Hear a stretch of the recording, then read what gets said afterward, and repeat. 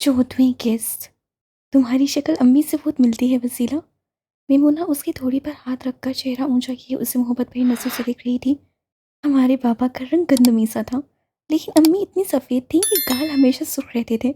मेरी और रिमशा की रंगत साफ जरूर है, लेकिन अम्मी जैसी सफ़ेदी तुम्हारे हिस्से में आई है। वसीला की हंसी और होंठ और दांत भी बिल्कुल अम्मी जैसे हैं। रिमशा भी बागोर बहन को देख रही थी। मुनसिफ का दिल यूं ही तो। मेमूना ने शोहर से कहते एकदम जुबान दांतों में देकर खुद को रोका। वसीला शादीशुदा थी और वो ये क्या बकने जा रही थी। मुझे अम्मी की कोई तस्वीर तो दिखाओ। वसीला ने खुद ही बात को बदल दिया। अरे हाँ, है ना, तुम्हारी हाजिरी पुराना एल्बम साथ लाई हूँ। मेमूना ने हैंड बैग से एक एल्बम निकाल कर वसीला की तरफ बढ़ाया। उस एल्बम में उसके पापा, अम्मी, मुनसिफ और बहनों की बहुत सारी पुरानी तस्वीरें थीं। वो अपनी माँ बाप को बहुत हैरत से देख रही थी। आंखें बार बार झलक पड़ती। ये भी कैसी अनहोनी थी। वो अपने सगे वालिदैन को उनके गुजर जाने के बाद देख पा रही थी। और ये कितनी हैरत की बात थी कि बजाय उसके मुनसिफ उसकी माँ से करीब रहा था। और ये तो तकरीबन हर तस्वीर से ज़ाहिर था कि मुनसिफ को अपनी माँ से कितना लगाव था। वो रिमशा से हर तस्वीर के बारे में तफसील से पूछ रही थी। मेमूना उन दोनों को मसरूफ़ छोड़कर मुनसिफ के कमरे में आ गई। वो आज सुबह ही अपने शोहर के साथ मियानदम आई थी। मुनसिफ ऑफिस से आ चुका था। इस वक्त अनीस के साथ ही बैठा बातें कर रहा था। मेमूना उसके खाना खाने का इंतज़ाम कर रही थी। उसे मुनसिफ से कुछ बहुत ज़रूरी बात करनी थी। आओ भाई, मिल लिया बहन से। मुनसिफ उससे मुस्कुराकर देख रहा था। हाँ, मेरी बहन इस वक्त अपनी हकीकी फैमिली का पुराना एल्बम देख रही है। अच्छा वाह, मेरी सियानी बहन तस्वीरें भी साथ लाई है। जी, और अब सयानी बहन को अपने सयाने भाई का एक मशवरा दरकार है। हाँ हाँ, ज़रूर कहो। आपने मुनसिफ से बात की? मेमूना ने बजाय मुनसिफ से बात करने के अनीस को देखा। नहीं, मैंने सोचा तुम खुद बात करो। क्या हुआ भाई, क्यों तजस्सुस फैला रही हो? मुनसिफ को उनकी बातों से कुछ समझ नहीं आ रहा था। हाँ, वो असल में मुनसे रिमशा के लिए एक रिश्ता आया है। अच्छा, गुड। कौन है? हमसे ज़्यादा तुम जानते हो इस बारे में। इस बार अनीस से मुस्कुराकर कहा तो मुनसिफ को मजीद हैरत हुई। सवाल नजरों से मेमूना को देखा। तुम्हारे दोस्त राशिद की अम्मी और बहनें आई थी राशिद का रिश्ता लेकर। हैं? अच्छा। वो हैरत भरी हंसी हंसकर रह गया। अरे हाँ, उस रोज़ इरफान के वलीमे वाले दिन ऐसा ही कुछ तो कह रहा था, गधा कहीं का। वो फिर जोर से हंसिया। कैसे लोग हैं मुनसिफ और लड़का? मेमूना को मुनसिफ की राय जानने का शदीद शौक हो रहा था। बहुत अच्छी फैमिली है, और लड़का तो बहुत ही अच्छा। मेरे बचपन का दोस्त है, और उसकी सभी खूबियों खामियों से वाकिफ़ हूँ, जिसकी बिना पर बस यही कह सकता हूँ कि राशिद से अच्छा लड़का रिमशा के लिए हो ही नहीं सकता। वो बहुत दिल से और फौरी राय दे रहा था। मेमूना और अनीस ने खुश होकर एक दूसरे को देखा। हम दोनों रात सबर यही दुआ करते रहे थे कि हमें तो रिश्ता हर लिहाज से अच्छा लगा है। अब अल्लाह करे मुझसे कोई ऐसी वैसी बात न कर दे। नहीं, मुझे बहुत खुशी हो रही है सुनकर। बहुत मेहनती और शरीफ लड़का है, और इससे बढ़कर किसी खूबी की ज़रूरत भी नहीं। तो फिर हाँ बोल दे। रिमशा से पूछ कर जाना, बाकी मेरी तरफ से हाँ है। रिमशा से मैं पूछ लूंगी। और हाँ, शादी वो 3-4 माह के अंदर ही करना चाहते हैं। हाँ सही है, हमें भी देर करके क्या मिलेगा। ठीक है, मज़ीद कोई बात हो तो राशिद से ही कर लेना। उसके वालिद से ही करनी पड़ेगी, वो गधा तो पिछले कई रोज से मेरी कॉल नहीं उठा रहा। वजह तो मुझे अब समझ में आ रही है। वो हंसा तो मेमूना और अनीस ने भी कहका लगाया। मोमिन जी, बात सुने। वो उसके पीछे आ खड़ी हुई थी। मोमिन मुस्कुराते हुए पलटा और बाजू उसके गले में डालकर अपने करीब किया। कहो मोमिन की जान, क्या सुनाना है? जी, वो तानिया है ना? एलिया पकड़े जाने पर पूरी तरह नर्वस हो गई। हम्म। हम्म। है तो। मोमिन ने शरारत से उसे कुछ और करीब किया। वो उसकी सुलह करवानी है। एलिया ने थूक निकला। अच्छा। मोमिन ने मन में इकट्ठी की बात कुछ समझ नहीं आई थी। किससे? जी, वो उनके मंगेतर से। एलिया ने फिर पैर रब जुमला छोड़ा। क्या बेसर पैर की बोले जा रही हो एलिया? मोमिन को अभी भी बात पल्ले नहीं पड़ी। हाँ, तो दूर से बात करे ना। मुंह बनाते खुद ही परे हट गई। मोमिन ने जोर से खेका लगाया। फिर पलंग के किनारे बैठकर खिलाई से खड़ी उतारने लगा। हाँ तो अब कहो। वो ना, तानिया के मंगेतर ईसा है ना? उन्होंने तानिया के अब्बू से मुलाकात की थी। वो माफ़ी मांगकर दोबारा रिश्ता बहाल करना चाहते हैं। तानिया के अब्बू ने फैसला तानिया पर छोड़ा कि जैसा वो कहे। और तानिया अब इनकारी है। वो ईसा पर भरोसा नहीं करना चाहती। हम्म। अच्छा। मोमिन ने बागौर उसकी बात सुनी।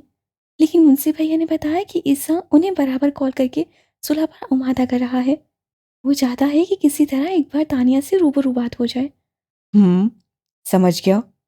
मोमी ने सर हिलाया। वैसे तानिया को एक बार तो सुन लेना चाहिए। हम भी यही कह रहे हैं, लेकिन वो हिचकिचा रही है। क्या उसे कोई डर है? नहीं, कहती है दूसरा मौका नहीं देना चाहती। हाँ तो ठीक है, पहले उसे सुन ले, और अगर सुनने के बाद भी लगे कि दूसरा मौका नहीं देना चाहिए तो बेशक इनकार कर दे। और ये बात उसे वसीला बेहतर समझा सकती है। वो वकील है और दलील से बात करना उसे आता है। जी लेकिन, एलिया कुछ झिझक सी गई। अंदाज कुछ हजलत भरा था। मोमिन ने आबरू उठाए। वो मैं और रिमशा सोच रहे थे कि उन दोनों को इत्फाकन ही कहीं मिलवा दे। वो आखिर में शर्मिंदा सी हंसी हंसी। मोमिन के होंठ भी मुस्कुरा दिए। अपनी जगह से उठकर फिर एलिया के करीब आया और कलाई से पकड़कर सामने खड़ा किया। ऐसी शरारतें मेरी बेगम को कब से सोचना शुरू हुई? हम्म।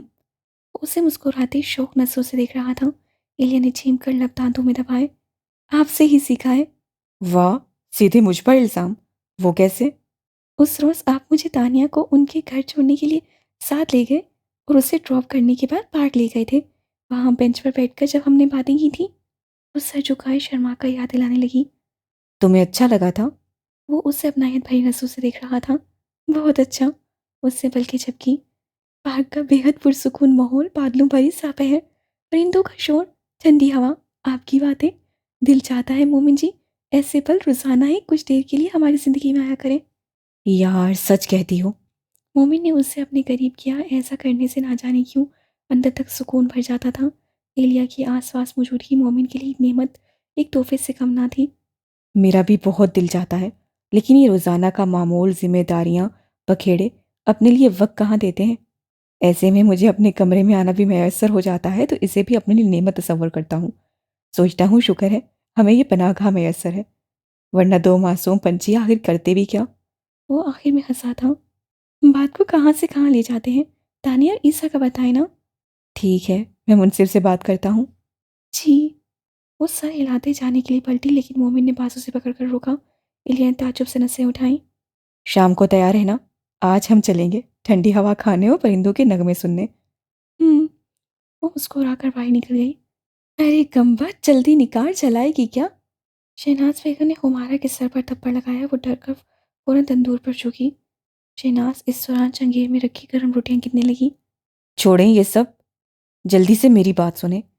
उस अचानक ही अरहम की आवाज़ सुनाई दी तो शहनाज साजों से पलटी। अरहम सुबह से ठेरे पर बैठा था। वो काम छोड़कर उसके पीछे चल पड़ी। ना जाने क्यों अरहम का लहजा, उसका अंदाज कुछ इंतहा की परेशानी लिए हुए महसूस हुआ। वो उसके पीछे पीछे कमरे में आ गई। क्या हुआ अरहम, हैरियत तो है ना? मुझे पुलिस स्टेशन बुलाया था उस ऑफिसर शफकत ने। वो मुठियां भींचे मसलसल किसी सोच में था। तो हुआ क्या है? शहनाज का दिल भी खोल गया। चित्राल से उन्होंने पता करवा लिया है, जिसके मुताबिक वसीला से शादी के फौरन बाद ही चित्राल पहुंच गया था। और समारा की रिपोर्ट से भी जाहिर हो चुका है कि हमल कितने माह का है। अब नहीं छुपा सकते। तो कुछ दे दिलाकर निपटाओ। आप भूल रही हैं, इस सब की बैग पर वो मुंसिफ है। अब क्या उसे रिश्वत दूं? और ये भी मत भूला करें कि हम जमानत पर रिहा हुए हैं। ये तलवार वक्ती हमारे सर से टली है। और अब गौर से सुने मैं क्या कह रहा हूँ। उसने एक गहरा सांस लिया। शहनाज की तवज्जो तो थी ही मुकम्मल उसी की जानिब। मैं वसीला को तलाक दे रहा हूँ, यानी वो जो खुला उसने दायर कर रखी है उस पर साइन कर रहा हूँ। इससे क्या होगा? शहनाज की आंखें फैल गईं। वसीला को इस जबरदस्ती के रिश्ते से निजात मिलेगी तो मसाइल हमारे ही कम होंगे। ये एक तरह से मेरी तरफ से अपनी अस्मारा से शादी वाली गलती का अजाला होगा। और इस वक्त मुझे कानून की नज़रों में अपने जुर्म कम करने हैं। जहाँ तक बात है वसीला पर तहखाने में मुजालिम करने का, तो उसका जवाब आप खुद देंगे। उसने हाथ खड़े कर दिए, जिस पर शहनाज पर मजीद बहा टूटा। तो तुम माँ को अकेला छोड़ रहे हो? मैंने आपसे पहले ही पूछा था कि प्लान करने से पहले क्या आप सब कुछ अपने जहन में कर चुकी हैं। आपने कहा था सब सोच लिया है। और अब मैं क्या करूं?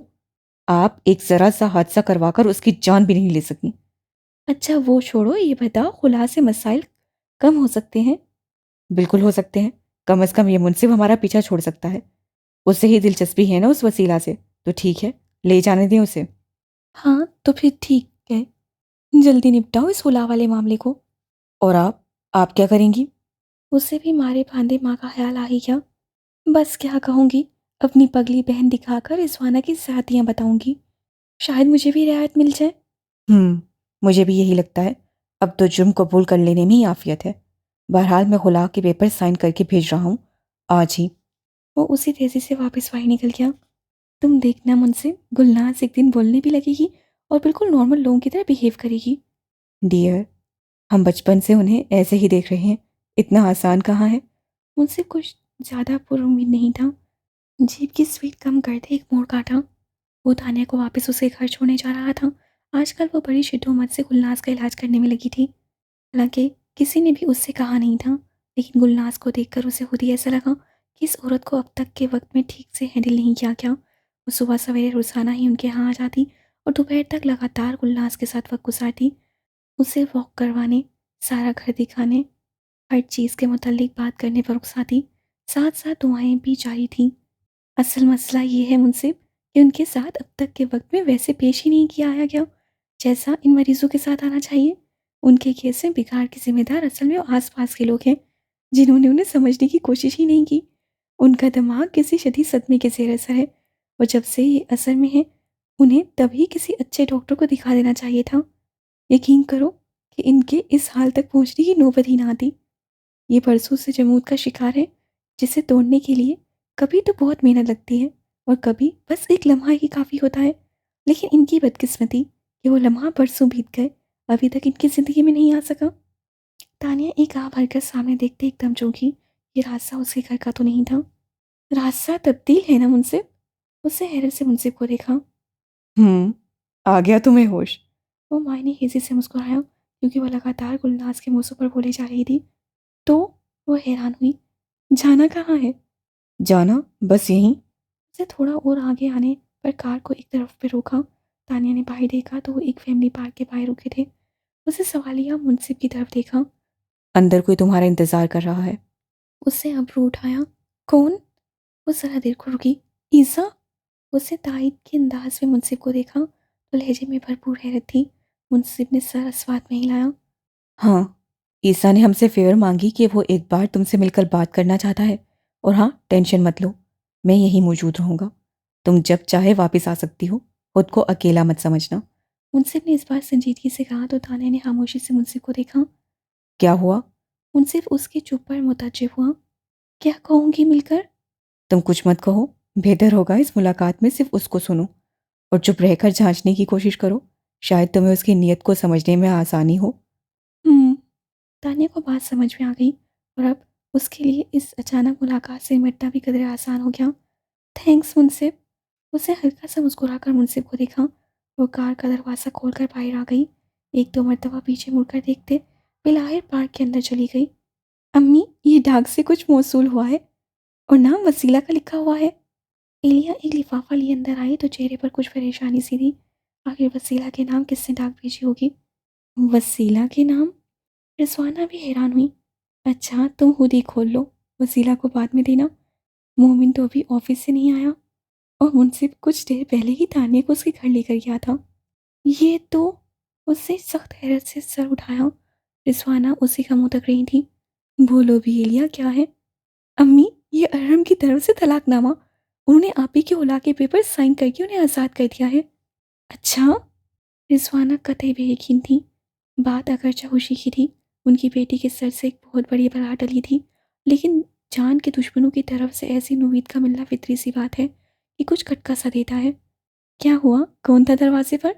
वसीला कमरे में दाखिल हुई तो उंगली से अब्बास को पकड़ रखा था। बच्चे अब धीरे धीरे चलना शुरू हो चुके थे। क्या है ये? उसने इलिया के हाथ में पेपर देखा तो सवालिया अम्मी की तरफ देखा। अरहम की तरफ से है। उन्हें बताना शुरू किया। उला मिल गई है आपको? अच्छा? वो भी कतई पे यकीन थी। हैरान होकर पेपर एलिया से लिया और देखना शुरू किया। हाँ बिल्कुल, और हमने साइन कर दिए हैं। वह हैरान से हैरान पलंग के किनारे बैठ गई। अगरचा ये मामला इतनी आसानी से हल होने वाला नहीं लगा था, लेकिन जब हो चुका तो वसीला समेत सभी खामोश हो गए। कहने के लिए किसी के पास कुछ नहीं था। औरत हो या मर्द, शादी जैसे नए सफ़र का आगाज़ उसकी ज़िंदगी में बिल्कुल एक नया मोड़ लेने जैसा होता है। एक बिल्कुल नई अनजान सड़क कि जिसकी मंजिल कुछ भी हो सकती है। उम्मीद अलबत्ता बहुत बेहतरीन की होती है। रिस्वाना उस पेपर को एक माँ की नज़र से देखते यही सोच पाई कि उनकी बच्ची का नसीब भी ये कैसी मंजिल पर रुका था। कोई भी माँ कभी भी अपनी बेटी को रुखसत करते वक्त ये नहीं सोच सकती कि एक दिन उसकी बेटी का सफ़र पलटकर फिर उनकी चौखट पर आ रुकेगा। इलिया खामोश खड़ी बहन की तासुरात देख रही थी, जिसका चेहरा देखकर लगता था वो गुजरे 8-9 माह को किसी फिल्म की तरह सोच रही थी। हाँ, वो मोमिन को बता दूँ? एलिया ने ही माहौल की खामोशी को तोड़ा। और मुंशी भैया को? हाँ, मोमिन तो शायद रास्ते में हो, आता ही होगा, तब बता देना। अच्छा, मैं भैया को कॉल करती हूँ। एलिया मोबाइल मुंसिफ का नंबर मिलाने लगी। हाँ एलिया, कहो, सब खैरियत है? मुंसिफ अभी कुछ देर पहले ही तानिया को लेकर घर से निकला था और इस वक्त पार्क के बाहर अपनी जीप में ही बैठा था। एलिया ने जवाबन हुला वाली बात कह सुनाई। ओ, मुंसिफ भी सुनकर पूरी तरह हैरान हुआ। और हमने बिना उन्हें किसी उलझन में डाले इतनी आसानी से हुला दे दी थी, तो क्या वजह हो सकती है?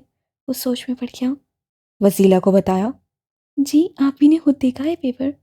मैं वैसे शफकत साहब से पूछता हूँ, ना जाने वहाँ ऐसे क्या मामलात चल रहे हैं, यार हमने सर से भोज की तरह इस मामले को उतारा है। उसने इंडिया से इजाज़त लेकर फ़ौरन एएसपी शफकत को कॉल मिलाई और वसीला की गुलाम वाली बात से आगाह किया। मैं समझ गया मुंसिफ। शफकत अहमद ने मताना से सर हिलाया। अरहम की दूसरी शादी, दूसरी बीवी की मेडिकल रिपोर्ट वगैरह सब उसके खिलाफ जा रहे हैं। ऐसे में उसे सज़ा हो सकती है। उसने ज़रूर सज़ा वगैरह से बचने के लिए इक़दाम किया है और अब वो यकीनन आपसे माफ़ी का तलबगार होगा। लेकिन वसीला को कैद में रखना, तशद्दुद, उसकी माँ का इक़दाम कत्ल, वो सब तो काबिल माफ़ी नहीं हो सकते। बिल्कुल ऐसा ही है मुंसिफ। लेकिन वो वसीला को आज़ाद करके अपनी तरफ से अपने जुराइम का असर कम करने की कोशिश कर रहा है। वसीला के हवाले से तो है, मैं उसे एक अच्छी खबर समझूंगा। वो भी हाल में ही एक बहुत बड़े क्राइसिस से निकली है। उसे अच्छी खबरों की अशद ज़रूरत है। तुम सब उसे खुश रखने की कोशिश करो। और हाँ, याद आया, शफकत अहमद को बड़ी देर बाद कुछ ख्याल आया तो एक फाइल नीचे से निकाल कर सामने रखी। खोलकर एक सफ़ा निकाला। मैं भी खुद भी तुम्हें कॉल करने वाला था। ये लोग वैसे सुधरने वालों में से नहीं हैं। अरहम की माँ ने तुम पर एक और केस दायर किया है। एक और केस? वो क्या? मुंसिफ चौकन्ना हुआ। हाँ, उसकी हाला को हब्से भेजा में रखने का केस है। ओ, मुंसिफ पूरी तरह हैरान हुआ। सचमुच बहुत ही कमीनी जहनीत के मालिक थे ये लोग। फिर कोई बात नहीं, इस मामले में वैसे भी तुम्हारी हेल्प करने को तैयार हूँ। मैं आज ही एक रिपोर्ट तैयार करके कह देता हूँ, जिसमें लिखा होगा कि ज़हनी माजूर उस खातून को मुंसिफी कस्टडी में देने की इजाज़त मैंने दी थी। तुम भी चूंकि अब हवेली का एक फ़र्द हो, तो उस रिश्ते की हैसियत से तुम्हें कस्टडी दी जा सकती है। हम्म। मुंसिफ ने सर हिलाया। और मुझसे बेहतर होगा कि तुम उस औरत को वापस हवेली ले आओ। यहाँ तो समझो अच्छाई करना ही गले पड़ रहा है। शफकत साहब मुस्कुराए तो मुंसिफ भी हंसियाँ। हाँ बिल्कुल, मैं खुद उन्हें वापस ले आता हूँ। ओके, अल्लाह हाफिज़। वो कॉल ख़त्म करके पार्क के दरवाजे को देखने लगा, जहाँ से कुछ देर पहले सानिया अंदर गई थी। सरमा की इस खामोश सी दोपहर में पार्क उस दिन बिल्कुल ही वीरान और खामोश था। तानिया को दूर से आते देखकर ही ईसा बेंच से उठ खड़ा हुआ। ब्लैक और स्किन कलर की ड्रेस के साथ ब्लैक शॉल ओढ़े वो आज भी बहुत सोबर और बारूब लग रहा था। ईसा के दिल में तानिया को देखकर पहला डर यही पैदा हुआ कि कहीं वो इस प्यारी हस्ती को हमेशा के लिए खो ना दे। करीब आने पर सलाम में पहल भी ईसा ने की और तानिया को बैठने का इशारा किया। वो भी हल्का सा सर हिलाकर बेंच के किनारे बैठ गई। बरगज़ार वाले वाक़े के बाद ये उनकी पहली मुलाकात थी। तब का आमना-सामना तो लाहासिल और अधूरा-सा रहा था और आज की मुलाकात काबिल इस वक़्त कुछ भी कहना बेईमानी था। मुंसिफ सही कहता था, आज उसे सिर्फ़ ईसा को सुनना था। तभी ये 7 माह पहले की वो रिपोर्ट है जो मैंने पुलिस में तुम्हारे खिलाफ दर्ज करवाई थी। ईसा ने उसकी गोद में एक पेपर रखा तो दानिया ने ताज्जुब से सर उठाकर ईसा को देखा। बात कुछ समझ में नहीं आई थी। बिना कोई बाकायदा बातचीत शुरू किए ईसा ने ना जाने क्या दिखाना शुरू कर दिया था। वो अभी कुछ भी कह नहीं पा रही थी कि ईसा ने एक और पेपर उसके घुटने पर रखा। ये उसके महज 5 दिन बाद की वो रिपोर्ट जो मैंने अपनी पिछली रिपोर्ट वापस लेने के लिए दाखिल की। सार ड्राइवर इशफाक का बयान है, जिसमें उसने बताया कि हादसा ब्रेक फेल होने की वजह से पेश आया। सोहेब की मौत सुसाइड की बजाय एक हादसा थी, जिसकी जिम्मेदारी किसी फर्द पर आयद नहीं होती। लेकिन आप मुझे ये क्यों दिखा रहे हैं? वो पूछे बिना न रह सकी। मुंसिफ ने मुझसे कहा कि मेरी वापसी को अगर तानिया के यहाँ शक की नज़र से देखा जाए, तो इस पर मुझे बजाय हवा होने के अपनी सच्चाई का सबूत देना होगा।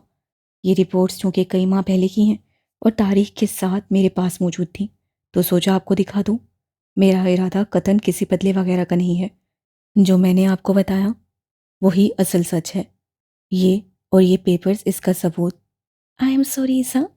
आप शायद हर्ट हुए हैं इस बात से। तान्या ने पेपर्स उसकी तरफ बढ़ाए तो लहजे में सख्त पेशवानी सी थी। उसका नर्म दिल किसी की ज़रा सी हादसे में भी बर्दाश्त नहीं कर पाता था। दरअसल मेरी पेशेंट वसीला के साथ हाल ही में जो कुछ पेश आया, उसका असर हम सबके जहनों पर बहुत ताज़ा है और वो अभी भी उस क्राइसिस से पूरी तरह से निकल नहीं पाई। ऐसे में आपकी वापसी और उधर मरकज़ार में जिस अंदाज से ये वापसी हुई, उसे बिला वजह वहमों में डाल दिया। आपको माजरत करने की ज़रूरत नहीं है तानिया। मैंने ये कागजात वाकई अपने कहे का यकीन दिलाने के लिए दिखाए हैं। इसमें नाराज़ी कहीं शामिल नहीं। लेकिन आप जानती हैं, मेरा तरीका हमेशा से बेढंगा रहा है। इस बार भी शायद यही गलती कर दी। मुस्कुराया तो तानिया भी हंसी। वो तो है, कोई बात नहीं, लेकिन मुझे खुशी है कि आपने हमारी बात का बुरा नहीं माना था, बल्कि हमारी मजबूरी को समझा। जी बिल्कुल। अब इतना सब कुछ होने के बाद आपका हक बनता है कि आप पूरी तसल्ली के बाद वापस आएं। लेकिन मेरे ज़हन में एक उलझन है, उसका मैंने किसी से ज़िक्र भी नहीं किया, क्योंकि ये बात सिर्फ़ आपसे पूछने की थी। हाँ कहो। ऐसा मुकम्मल मुतवज्जा हुआ, आपकी वालिदा ने अपना बेटा खोया है। उनके दर्द का अंदाज़ा लगाना भी नामुमकिन है, तो क्या वो मुझे कबूल कर लेंगी? क्या मुझे देखकर उनके ज़हन में कोई तल्ख़ याद? ऐसा कैसे हो सकता है तानिया, जबकि उन्हें भी हकीकत मालूम हो चुकी है। जी, वो तो है, लेकिन मुझे लगा शायद मेरा आपकी लाइफ़ में आना उनके लिए कोई तल्ख़ तजुर्बा ना रहा हो। एक्चुअली दरमियान में और भी इतना कुछ हुआ है कि वो तो कोई शिद्दत से तुम्हारी आमद की मुंतज़िर हैं। ईसा जैसे कुछ कहते-कहते रुका तो ताने ने चौंक कर देखा। दरमियान में? क्या मतलब? और क्या हुआ है? मेरे मामू हैं रफ़ाकत, शायद मैंने पहले भी ज़िक्र किया था।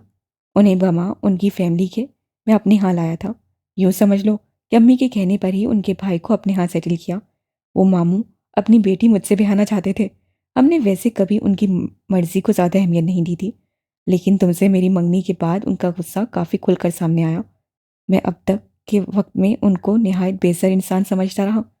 लेकिन किसी भी इंसान को उसके ज़ाहिर से पहचानना बहुत मुश्किल होता है। तुम्हारे साथ मामलात कशीदा हुए तो उन्होंने अपनी कोशिशें फिर से शुरू कर दी। मेरी अम्मी को उन्होंने सिर्फ मजबूर ही नहीं किया बल्कि ब्लैकमेल भी किया कि वो हर हाल में उनकी बेटी को अपनी बहू बनाकर ले आए। अम्मी तो मजबूर भी हो गई थी, लेकिन जब मैं किसी तोड़ नहीं माना तो मुझ पर ज़्यादती का इल्ज़ाम लगाकर सानिया को मुझ पर थोपने की कोशिश की गई। खानदान में मेरी इज्जत को इतना उछाला गया कि 4 लोगों में बैठना और जीना तक माहौल हो गया। सोहेब की मौत के बाद ये दूसरा बहुत अज़ियतनाक दौर था, जिससे बचकर निकलने की मुझे राह भी दिखाई ना दे रही थी। लेकिन सच तो ये है तानिया, जितना मेरे मामू मुझे अपने जाल में फंसाते जा रहे थे, उतना ही मैं उन सबसे मुतनफ़र हो रहा था। मैंने भी सोच लिया था कि इज़्ज़त का जनाज़ा तो वैसे ही निकल चुका, लेकिन मामू को अपने गंदे अज़ाइम में मैं कभी कामयाब नहीं होने दूँगा। ओहो! तो फिर? बस, फिर ये कि तुम मिल गई और इस पहले मरहले पर ही मैं चाहता हूँ कि तुम्हें भी हर आँच से आगाह कर दूँ। उसके बाद फैसला करने का इख्तियार तुम्हें है कि तुम क्या करती हो। जहाँ तक बात है किसी बदले या इंतकाम की, तो सच मानो तानिया, ऐसी बातों की तो मैं अपने अंदर सकत भी नहीं पाता। अच्छा जी, तो इसलिए उठवा लिया था? वो बेहासा ही शिकवा कर गई, जिस पर ईसा भी हजलत से हँस दिया। हाँ भाई, कह लो तुम भी। लेकिन उठवाने का मकसद खुदा ना खास्ता कोई इंतकाम लेना नहीं था। बस एक बार पूछना चाहता था कि बिना मुझे किसी सफाई का मौका दिए आखिर मेरी मंगेतर ने किसी से शादी क्यों रचा ली। तो हो गई तसल्ली? वो मुस्कुरा रही थी। अभी कहाँ। वो भी बेहासा कह बैठा कि ज़ाहिर है तान्या की तरफ से कोई वाज़ेह जवाब अभी नहीं मिला था। तान्या भी इस बात को खोल कर गई। अच्छा, तो फिर वो आपके मामू का मामला? मामू के साथ तो ताल्लुकात समझो बिल्कुल ही खत्म हो गए। उन्हें अम्मी ने हवेली से भेज दिया है। कुछ साल पहले उन्होंने कुछ प्रॉपर्टी अपने नाम करवाई थी, बस अम्मी ने वो उन्हीं के पास रहने दी। जहाँ तक तुम्हें ये सारी बात बताने का ताल्लुक है तानिया, तो वो ये कि मेरी अम्मी तो बहुत शिद्दत से तुम्हारी मुंतज़िर हैं। अपनों के धोखे इन्होंने बहुत रंजीदा किया है। वो मुझे बुरा भला कहती हैं कि अगर मैंने उजलत न दिखाई होती तो आज तानिया मेरी ज़िंदगी में शामिल होती और फिर मामू भी ऐसे हथकंडे ना अपनाते। हालांकि मेरा मानना तो ये है कि अगर उस वक्त तुम मेरी ज़िंदगी में आ गई होती तो हमें मामू का असल चेहरा कभी दिखाई ना देता। यकीनन इसी में हम सब की भलाई थी। बीच का ये वक्त अपनों के बेनकाब होने के लिए आया था। अलबत्ता इस तफसील को मेरी तरफ से कोई दबाव मत समझना। तुम अपने फैसले में मुकम्मल आज़ाद हो। जी, मैं कोई ऐसा गुमान नहीं करूँगी। अभी मुझे इजाज़त, क्योंकि मुंशी भाई मेरा इंतज़ार कर रहा होगा। वो अपना पर्स सँभाल कर उठ खड़ी हुई, जबकि ईसा बस सवाले नज़रों से देख कर रह गया। तान्या के लिए उन नज़रों का मफ़हूम समझना मुश्किल नहीं था। मैं अपने जवाब से आपको जल्दी आगाह करूँगी। अल्लाह हाफ़िज़। वो इस मर्तबा रुकी नहीं और पार्क से बाहर निकल आई। ये तो बड़ी परेशानी वाली बात है मुनसिब। दादी ने तशवीश भरी नज़रों से मुंसिफ को देखा। आपको उन लोगों से और तवक्का भी कैसी हो सकती है? वो दादी को देखकर हँस दिया कि उनसे ज़्यादा हवेली वालों को कौन जान सकता था। हाँ, और अगर ऐसी बात है बेटा, तब तो हमें जल्द अज जल्द गुलनाज को वापस भेज देना चाहिए। रिजवाना को तो सुनकर ही होल उठने लगे कि शहनाज से उनके बेटे पर एक और केस दायर कर दिया था। टेंशन ना लें अम्मी, शफकत साहब ने कह दिया है कि इस मामले की जिम्मेदारी वो खुद पर लेंगे। अच्छा ठीक है, लेकिन हमें क्या मिलेगा? गुलनाज को यहाँ बिठाकर तुम उसे हवेली भेज दो। वो परेशान थी। मुंसिफ ने उनका हाथ अपने हाथ में लिया। क्यों इतनी छोटी छोटी बातों पर परेशान होती हैं? ले जाऊंगा बहुत जल्द। बस मुझे कल दिन को अपनी ड्यूटी कर लेने दें, फिर उसके बाद निकल चलेंगे। तुम खुद जाओगे? वो अब उसकी बात पर घबरा गई। जी जाहिर है, मैं लाया था तो छोड़ने भी मुझे जाना है। अकेले मत जाना, मोमिन को भी साथ ले जाओ। अच्छा ठीक है, देख लेते हैं। वो उन्हें तसल्ली देकर उठ खड़ा हुआ। एलिया ने बताया था कि तानिया भी आई हुई है और गुलनाज के साथ है। वो तानिया से मिलने के लिए बाहर निकल आया। सोचा उसको भी बता दे कि बिला वजह इतनी मेहनत की ज़रूरत नहीं। उसकी नई पेशेंट को कल वो वापस ले जा रहा है। रिमशा के कमरे पर दस्तक दी तो कोई रिस्पॉन्स नहीं आया। उससे अंदर झांका तो कमरा खाली था। वो उन सबको देखता हुआ घर से बाहर निकल आया, क्योंकि घर में अम्मी और दादी के अलावा कोई नहीं था। उसने सोचा ज़रूर बाहर वाले लॉन में निकले होंगे। वही हुआ। वो सब थे तो बाहर, लेकिन बजाय लॉन के दाने हाथ के ग्राउंड में उतरे हुए थे। पीपल के दरख्तों के नीचे बेंच पर बैठे खुशखबरियाँ हो रही थीं। मुंसिफ को यह देखकर बड़ी खुशगवार सी हैरत हुई कि गुलनाज आज अच्छा सा सूट पहने, बाल सलीके से बांधे, उन सब के साथ एक बेंच पर यूं आम अंदाज से बैठी थी जैसे परसों से उनके साथ हो। मुंसिफ ने बड़ी हैरत से तानिया को देखा और अबरू उठाकर गुलनाज की बाबत कुछ पूछने की कोशिश की, जिस पर मुस्कुराते हुए मुंसिफ की नज़दीक आई। देख लो, तुम तो हमें कुछ मानने को तैयार ही नहीं होते ना। मेरी तौबा भाई, उसने हंसकर कान की लो को छुआ। डॉक्टर तानिया कुछ भी कर सकती हैं। तुम्हें पता है, आज इससे मुझसे बात की है। वो पुरजोश होकर बताने लगी। वाकई? क्या कहा? मैं जब आज इससे मिलने आई तो यूं ही पूछ लिया कि बताएं गुलनाज कहाँ चले, तो फौरन कहती है बाहर। वाओ, ये वाकई एक बड़ी कामयाबी है। मतलब उसने तुम्हें सुना, समझा और जवाब भी दिया। बहुत अच्छी बात है। लेकिन तानिया, मुझे अफसोस है कि वो कुछ कहते कहते रुक सा गया, जिस पर तानिया ने ताज्जुब से देखा। मुझे कल ही गुलनाज को यहाँ से ले जाना पड़ेगा। मेरी ताई साहिबा ने मेरे खिलाफ हद से बेजा का केस कर दिया है। यानी ये कि मैं उन्हें ज़बरदस्ती यहाँ लाया हूँ। ओह फिर? बस फिर वापस ही जाना है। उससे कंधे उचकाए और यूं ही सरसरी उसकी नज़र बाकियों की तरफ गई तो वसीला को चोरों की तरह उसकी तरफ देखते पाया। वो बेंच पर रिमशा के साथ बैठी थी। इलिया और बच्चे भी वहीं थे। बाकी सब तो आपस में बातों में मगन थे, लेकिन एक खातून की तवज्जो अक्सर उसी की जानिब थी। मुंसिफ के लबों पर जैसे महीनों बाद एक बड़ी शरारती सी मुस्कान आई थी। कोई अंदर ही अंदर जल तो ज़रूर रहा था, लेकिन जताना हरगिज़ मंजूर ना था। तभी बड़ी महारत से रुख फेर लिया। क्या हुआ?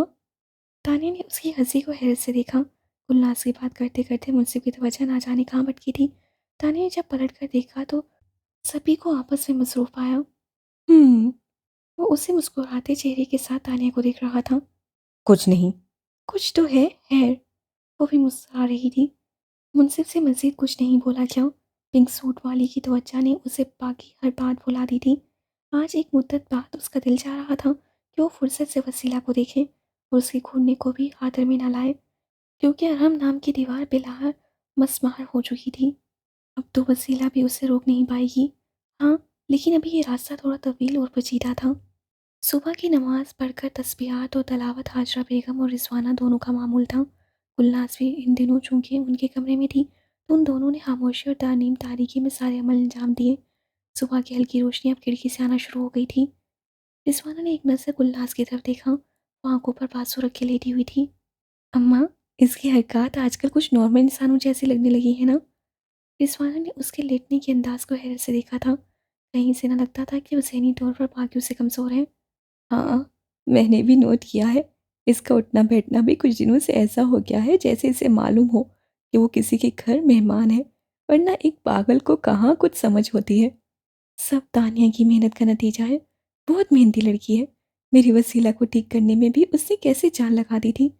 लेकिन गुलनाज पर उसकी मेहनत शायद राय कहाँ जाए। आज ही तो उस बेचारी ने वापस चले जाना है। मुझे बहुत खुशी होती अम्मा, अगर गुलनाज ठीक हो जाती। मेरे ज़मीर पर बहुत बोझ है इस बात का। गलती तो जमाल और मुझसे हुई है ना। हमने एक कम उम्र लड़की के जज्बात को नहीं समझा। मुझे मेरी बेहिसी काट खाने को दौड़ती है, लेकिन गुलनाज पहले जैसी नॉर्मल हो जाए तो इस बोझ में भी कुछ ना कुछ तो कमी आएगी। रिजवाना ने एक आह भरी। तानिया वैसे सही कहती है रिजवाना कि गुलनाज बेचारी का ख्याल इस तरह नहीं रखा गया जैसा कि रखना चाहिए था। क्या पता इसको अगर समझा जाता सुना जाता तो नौबत यहाँ तक ना आती। मुझे याद है जब जमाल की शादी की खबर हवेली में मिली तो शहनाज हर तरफ शोर मचाए रखती, खूब चीखती चिल्लाती गुस्सा निकालती, और अंजाम ये हुआ कि सर दर्द की मरीजा बन बैठी। हरदम हवेली में उधम मचाए रखने वाली शहनाज घंटों घंटों गोलियों के असर से बेसुध पड़ी रहती। गुलनाज एक सदमे से तो निढाल थी ही, बहन का ख्याल भी उसी को रखना पड़ गया। हवेली के सभी काम धंधे भी उस पर आ पड़े थे। कमाल शहनाज को पुकारता हुआ हवेली में दाखिल होता और ये बेचारी भागकर सामने जा खड़ी होती। डेरा भी उन दिनों बेसु मर्दों से भरा रहता था। दिन का वक्त वहां का खाना पकाना भी देखना, ये सब कुछ गुलनाज ही देखने लगी। कमाल तो उन दिनों मुकम्मल इसी पर निसार करने लगा था, हर काम में इसी को आवाज़। वो अपनी लेह में पुराने दिनों की यादों को ताज़ा किए बैठी थी कि अचानक कमरे के पुरसुकून माहौल को एक दिल दोस्त चीख ने यूं तोड़ा कि रिजवाना और हाशरात बेगम के दिल ही दहल गए। चीख लेटी हुई गुलनाज से मारी थी। वो पलंग पर बैठी ज़ोर ज़ोर से धाड़े मार कर रो रही थी। आशा बेगम भी नज़दीक आईं। कुछ ही देर में वसीला और अमशा भी कमरे में आ गईं। उनका कमरा चूंकि उसी राहदारी में था, तभी आवाज़ पर चौंक कर भागी थी। सब मिलकर गुलनाज को संभालने की कोशिश में लगी थी, लेकिन वो किसी से संभल न रही थी। फिर अचानक ही सबको धक्का देकर दरवाजे की तरफ फटफोड़ गई। रमशा उसके पीछे भागी, लेकिन वो बैरूनी दरवाज़ा खोलकर ढलान उतर गई। रिमशा ने बजाय उसके पीछे जाने के सहन में मौजूद मुंसिफ के कमरे का दरवाज़ा खटखटाया। क्या हुआ हैरियत? मुंसिफ भी फौरन ही दरवाज़ा खोल गया। शायद वो नींद से जाग गया था। वो गुलनाज, वो बाहर निकल गई है, जल्दी जाओ मुंसिफ। उससे पीठ पे धक्का देकर मुंसिफ को आगे किया और वो भी उसी तेज़ी से बाहर निकल गया। गुलनाज रोती चिल्लाती ढलान उतरती जा रही थी। मुंसिफ तेज़ दौड़ते जल्द ही उस तक पहुंच गया और बाजू से पकड़कर उसे ज़बरदस्ती रोका। दिन की रोशनी निकल आई थी, लेकिन उस चारगाह में कोई दिखाई न देता था। मुंसिफ ने शुक्र अदा किया, वरना देखने वाले तो ना जाने क्या कुछ अखज़ कर लेते हैं।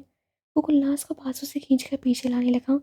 अगरचे ये एक मुश्किल काम था, क्योंकि वो मतवातर पीछे को हट रही थी, लेकिन तभी मोमिन भी उसकी मदद के लिए वहाँ पहुँच गया और दोनों किसी तरह गुलनाज को घर वापस ले ही आए।